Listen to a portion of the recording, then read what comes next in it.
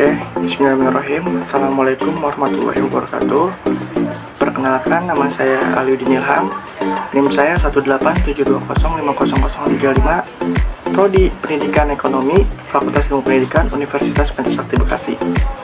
Jadi, artinya saya di sini saya ingin memenuhi tugas UTS saya pada semester 4 ini dengan mata kuliah Manajemen Keuangan dan dosen pengampu yang terhormat Bapak Karyadi MM.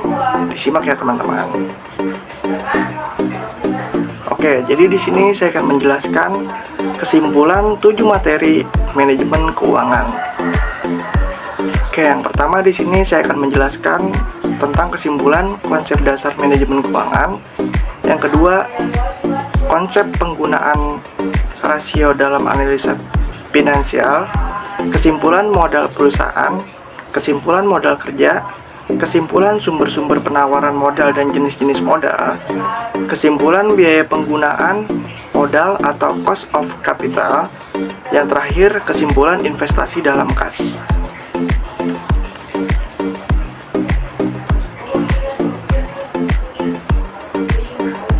Oke, yang pertama di sini saya akan menjelaskan tentang kesimpulan konsep dasar manajemen keuangan. Manajemen sangat diperlukan terutama dalam sebuah organisasi atau perusahaan. Dengan adanya manajemen yang baik, maka kegiatan perencanaan, pelaksanaan sampai dengan adanya manajemen pada penghasilan suatu tujuan ataupun barang akan dicapai dengan baik dan maksimal. Dan dengan adanya manajemen, maka perusahaan akan dapat mencapai tujuan yang diinginkan dengan langkah yang tepat. Manajemen keuangan adalah suatu kegiatan perencanaan, penganggaran, pemeriksaan, pengelolaan, pengendalian, pencarian, dan penyimpanan dana yang dimiliki oleh organisasi atau perusahaan untuk memperoleh sumber modal yang semurah-murahnya dan menggunakan seefektif-efektifnya, seproduktif mungkin untuk menghasilkan laba. Dalam praktiknya, manajemen keuangan adalah tindakan yang diambil dalam rangka menjaga kesehatan keuangan organisasi atau perusahaan. Untuk itu, dalam membangun sistem manajemen keuangan yang baik, perlulah kita untuk mengidentifikasi prinsip-prinsip manajemen keuangan yang baik. Dan yang kedua, saya akan menjelaskan tentang kesimpulan penggunaan rasio dalam analisa finansial. Pengertian rasio keuangan menurut James C. Van Horne merupakan indeks yang menghubungkan dua angka akuntansi dan diperoleh dengan membagi satu angka dengan angka lainnya. Rasio keuangan digunakan untuk mengevaluasi kondisi keuangan dan kinerja perusahaan. Dari hasil rasio keuangan ini akan terlihat kondisi kesehatan perusahaan yang bersangkutan. Jadi, rasio keuangan merupakan kegiatan membandingkan angka-angka yang ada dalam laporan keuangan dengan cara membagi satu angka dengan angka lainnya. Menurut J. Fred Weston, bentuk-bentuk rasio keuangan adalah sebagai berikut. Ada rasio likuiditas atau liquidity ratio, rasio solvabilitas atau leverage ratio, rasio activity atau activity ratio, rasio profitabilitas atau profitability ratio, rasio pertumbuhan atau growth ratio, dan rasio penilaian atau valuation ratio.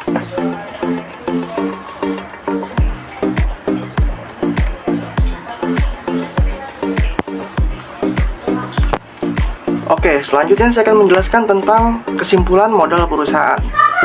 Modal adalah hak residual atau aset perusahaan setelah dikurangi semua kewajiban. Pembelanjaan perusahaan dalam artian yang luas adalah keseluruhan aktivitas yang bersangkutan dengan usaha mendapatkan dan menggunakan atau mengalokasikan dana tersebut. Sedangkan pembelanjaan dalam arti yang sempit adalah aktivitas yang hanya bersangkutan dengan usaha mendapatkan dana saja. Macam-macam modal ada dua, yaitu modal aktif dan pasif. Penggunaan dana ada dua, yaitu penggunaan jangka panjang dan penggunaan jangka pendek. Yang selanjutnya yaitu kesimpulan modal kerja. Mengenai modal kerja atau working capital serta jenis, contoh, dan fungsinya, secara umum working capital merupakan kegiatan yang ada kaitannya dengan pengelolaan keuangan. Dalam hal ini, ketersediaan dana yang terdapat dalam instansi perusahaan. Hal yang perlu diperhatikan dalam pengelolaan modal usaha yang benar adalah dengan melakukan perencanaan, pada pengeluaran bisnis dan memperhatikan pos pengeluaran yang mengalami pemborosan. Solusi untuk menangani hal ini adalah dengan menggunakan pembukuan yang benar dan sesuai standar sehingga Anda bisa mendapatkan laporan keuangan yang sesuai dengan realitas usaha Anda saat ini. Yang kelima, yaitu kesimpulan sumber-sumber penawaran modal dan jenis-jenis modal. Oke, disimak teman-teman. Selanjutnya saya akan menjelaskan sumber-sumber penawaran modal menurut asalnya, yaitu ada sumber intern atau internal source. Modal ini dihasilkan sendiri dalam perusahaan. Sumber intern yang utama dalam perusahaan adalah laba yang ditahan dan akumulasi penyusutan. Dan yang kedua yaitu sumber ekstern atau external source. Modal ini berasal dari luar perusahaan, yaitu dari para kreditur yang merupakan hutang bagi perusahaan dan disebut modal asing. Modal ini berasal pula dari pemilik perusahaan yang disebut modal sendiri. Maka modal dari sumber ekstern terdiri dari modal asing dan modal sendiri. Penyedia bank dan pasar modal sebagai sumber dan ekstern utama, yaitu yang pertama penyedia. Pada dasarnya pihak-pihak memberi dana atau modal yang utama dapat digolongkan menjadi 1. Penyedia, 2. Bank, dan 3. Pasar. Yang kedua, bank. Dalam dunia perbankan kita mengenal 3R dan 5C. Dalam pemberian kredit di samping syarat yang biasa misalnya segi yuridisnya, pedoman 3R adalah returns, yang artinya menunjukkan hasil yang diharapkan dapat diperoleh dari penggunaan kredit, prepayment capacity, yang artinya bank harus menilai kemampuan perusahaan untuk dapat melunasi pinjamannya pada saat kredit harus dilunasi. Yang ketiga, risk bearing ability, atau artinya bank pun harus menilai apakah perusahaan mempunyai cukup untuk menanggung resiko kegagalan dengan penggunaan kredit tersebut. Sedangkan pedoman 5C tersebut adalah yang pertama karakter, yang kedua capacity, yang ketiga capital, yang keempat collateral, yang kelima condition. Dan yang terakhir ini ada pasar modal. Pasar modal dalam arti abstrak adalah tempat bertemunya penawaran dan permintaan dana jangka panjang. Fungsi pasar modal adalah mengalokasikan secara efisien arus dana dari unit ekonomi yang mempunyai surplus tabungan kepala unit ekonomi yang mempunyai defisit tabungan. Dan selanjutnya ini ada jenis-jenis modal. Jenis-jenis modal seperti kita ketahui dapat diperinci seluruhnya berdasarkan kedudukan masing-masing di sisi aktiva maupun di sisi pasiva, di mana dari kedua sisi tersebut jenis modal terbagi menjadi dua bagian. Yang pertama, modal dilihat dari bentuknya terdiri dari aktiva lancar, baik yang berbentuk kas, piutang, surat berharga maupun persediaan, dan aktiva tetap atau berbentuk mesin, bangunan, dan tanah. 2. Jenis modal menurut sumber asalnya terdiri dari hutang atau modal asing dan modal sendiri. Yang pertama itu ada modal aktif dan modal pasif, dan modal pasif terdiri dari dua, yaitu ada modal sendiri dan modal asing. Selanjutnya itu yang keenam, itu ada kesimpulan biaya penggunaan modal atau cost of capital. Biaya modal adalah biaya real yang harus dikeluarkan oleh perusahaan untuk memperoleh dana baik yang berasal dari hutang, saham preferen, saham biasa, maupun laba ditahan untuk mendanai suatu investasi atau operasi perusahaan.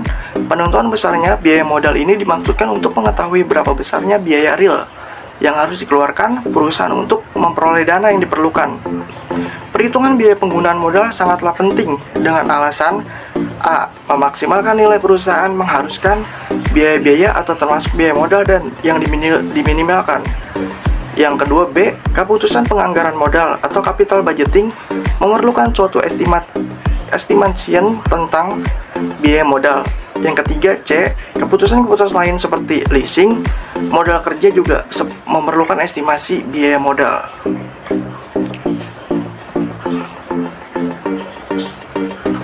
Dan yang selanjutnya, saya akan menyimpulkan tentang materi yang terakhir, yaitu investasi dalam kas. Yang pertama, arus kas dari aktivitas operasi, arus kas dari aktivitas investasi, dan arus kas dari aktivitas pendanaan tahun tidak mempunyai pengaruh yang signifikan terhadap arus kas T ditambah 1, baik secara parsial maupun simultan. Yang kedua, besarnya pengaruh arus kas dari aktivitas operasi, arus kas dari aktivitas investasi, dan arus kas dari aktivitas pendanaan terhadap arus kas tahun T ditambah 1 adalah 38,8%. Yang ketiga, besarnya pengaruh arus kas dari aktivitas investasi 11,56%. Yang keempat, besarnya pengaruh arus kas dari aktivitas pendanaan 3.825%. Arus kas T tidak mempunyai pengaruh yang signifikan terhadap arus kas T ditambah 1. 6. Besarnya pengaruh arus kas tahun T terhadap arus kas T ditambah 1 adalah 47%. Mungkin itu saja yang dapat saya sampaikan dalam memenuhi tugas UTS mata kuliah manajemen keuangan ini. Jika ada salah kata atau salah penyampaian materi dari saya cukup sekian. Mohon maaf, wabillahi taufiq wa hidayah. Wassalamualaikum warahmatullahi wabarakatuh.